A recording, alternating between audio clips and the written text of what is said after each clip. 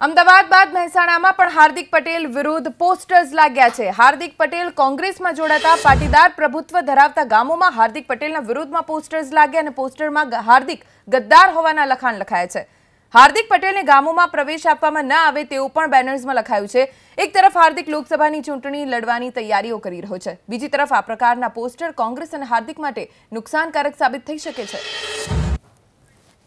तो हार्दिक पटेल एक तरफ जो लोकसभा चूंटणी माटे तैयारीओ करी रह्यो छे, बीजी तरफ हार्दिकना विरुद्धमां पोस्टर्स लागता कांग्रेस अने हार्दिक बंने माटे आ चेतवणी समान छे। आ दृश्य आप जोई रह्या छो तेमां पोस्टरमां हार्दिक पटेलनो चेहरो जेनी उपर लाल रंगथी चौकड़ीनुं निशान करी देवामां आव्युं छे अने हार्दिक पटेल आ सोसायटीमां न प्रवेशे तेवी वात करवामां आवी छे अने गद्दार तरीके हार्दिकने आ बेनरमां बताववामां आवी रह्यो छे।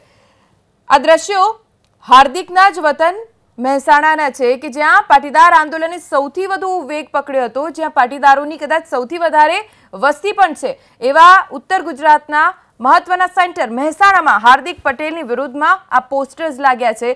જો કે હાર્દિક પટેલે જામનગરથી ચૂંટણી લડવાની ઈચ્છા દર્શાવી છે, પણ હાર્દિકના જ ગઢ એટલે કે મહેસાણામાં આ પ્રકારના બેનર્સ હોવાથી હાર્દિકની સામે લોકોનો રોષ કેટલો છે એ સમજી શકાય છે।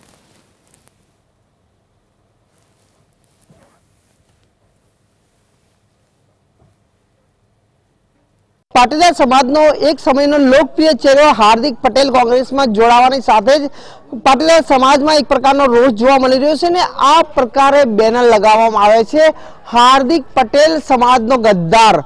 જોઈ શકો છો કે હાર્દિક પટેલ સમાજનો ગદ્દારના બેનર લાગે છે, તેના જે ફોટા ઉપર ચોકડી કરવામાં આવે છે ને જે ગદ્દારનું લખવામાં આવ્યું છે તેના કારણો પણ બતાવવામાં આવે છે કે હાર્દિક પટેલ સમાજનો ગદ્દાર કેમ। સાથે સાથે એવું પણ લખવામાં આવ્યું છે કે હાર્દિક પટેલને જે પાટીદાર પ્રભાવિત ગામો છે તેમાં પ્રવેશવા ન દેવો તેવા પણ સૂચનો કરવામાં આવે છે। કોંગ્રેસમાં જે હાર્દિક પટેલ જોડાયો છે ત્યારબાદ આ રીતના પાટીદાર પ્રભાવિત ગામોની અંદર બેનરો લાગવામાં આવે છે। મહેસાણાના વિવિધ ગામોની અંદર આ રીતે બેનર લગાવી અને હાર્દિકનો વિરોધ કરવામાં આવી રહ્યો છે।